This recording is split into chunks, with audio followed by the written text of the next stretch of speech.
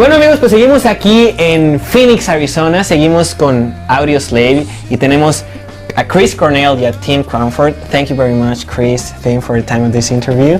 Our pleasure. So, first of all, what is the biggest reason to become Audioslave? The biggest reason, I think, is because we can make awesome music, and we are all sort of on the same page. You know, we're all about the same age. We sold like similar amount of records separately, and you know, similar type of profile. Both the bands that we come from were like pioneers of their genre, that kind of thing. But we're not recreating one or the other by coming together. We're kind of doing a new thing. So you know, there's a lot of reasons I can go on and on, but I'm not gonna, because I don't get paid for this. But it wasn't hard, like for the beginning, not as a musician, but as a human being, to try to take away like all the music, all the lyrics, all the way of life that you used to have in Soundgarden or you in Rage Against the Machine to become Audioslave? No, I mean, what could be easier to be able to like charge into something new and actually just shed all that shit and not think about it? For me, I mean, I love to do something like that. I'm not like a keepsake guy or a sentimental person, really. I mean, you know, I put as much integrity as I can into whatever it is I'm doing.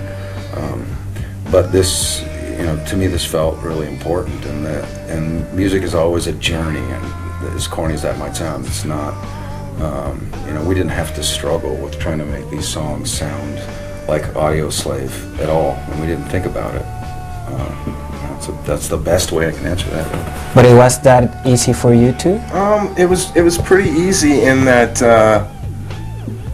when we came together, there was just no preconceived notions about anything, and everyone was pretty straightforward with everything that they wanted and didn't want with the band. And then for me, just taking the chance at you know, you would think people are like, oh my God, aren't you bummed about what's happened for so long? Everyone wants to see if you're bummed, you know.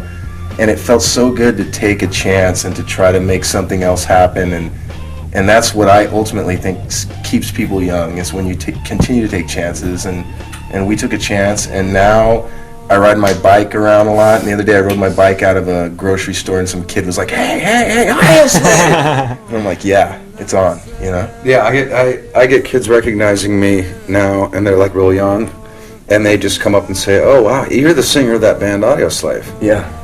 And I'm like, yeah, right on. It's like, yeah, cool.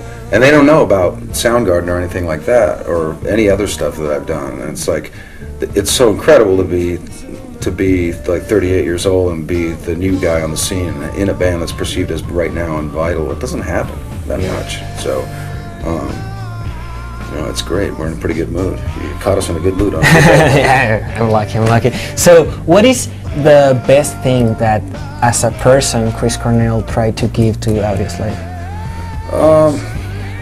One of the things I did differently, I guess, than I've done in the past on anything was really respect the other three people in the band in terms of what they brought to it, and just worry about my part, you know. I mean, we all sort of had suggestions and helped in terms of the songwriting and that kind of thing. But like when Timmy did his bass parts, I wasn't sitting in there saying, you know, maybe you should do this, maybe you should try that, or this is, you know, I just said, well, he does what he does, and the record's going to be better if Timmy C is Timmy C on the record. Same with Tom, same with Brad, and I, you know, at the same time, will be at my best if I'm just being me. And in terms of the production, the mixing, I was always like hands-on, probably too much, and I felt for the first time really confident in letting go entirely because of the people I'm working with. You know, there was a trust there that I haven't really had before, which was, it made me feel really good, really calm and confident, and it also allowed me to really get into the vocals, because I think, you know, on this record I'm doing combinations of things I've never done before, and it was pretty effortless. And that nothing I've ever done on the records has been effortless before. Cool. And like Stone, like your second single, what is the principal meaning of that song? The short version is just some guy sitting in a hotel room contemplating death and where you go and what it means and all the different possibilities of that, and then kind of coming up with an image that he liked, like going with the philosophy of, well, maybe when you die, if you've been good enough in your life, you get to go somewhere that you remember that was really cool. So he's remembering something that's really cool and singing about it, and it goes a little bit like this. Okay. Sing, baby. Come on. What, the Cochise? Yeah. All right. Sing the Cochise. 1, 2, 3, go. I wanna take yourself, take it out on me. I wanna take yourself. I'm really suck as a singer, kind of, but I can do a choreography or something like that. That was great. So when you did the album, what came first, the music or the message? Music. Absolutely. The music, the riffs. I would sing I'm sorry. Yeah, the music and the riffs came first. I would sing melodies. The melodies came right away too. Yeah. All that immediately. Sometimes I would sing lines that became the actual chorus lines that I would sing in the song, or I would sing lyrics in the verse that I was making up on the spot that would actually start to shape something. But then I would just sing things that weren't really words, but in the melody, I just kind of make stuff up.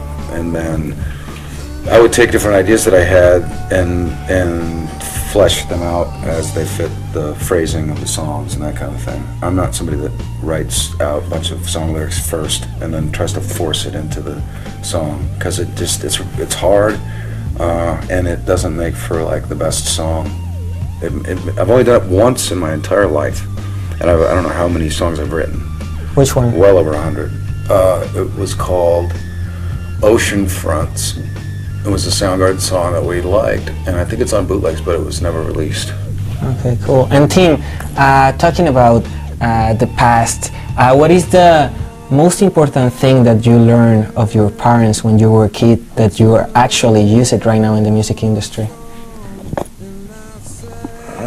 God, that's rough, because I had a really kind of a troubled childhood where my mom was real sick, and I think the most important thing that I learned would have to come from my mom. She had cancer of the brain, and she eventually died, and she got it when I was in like 3rd grade.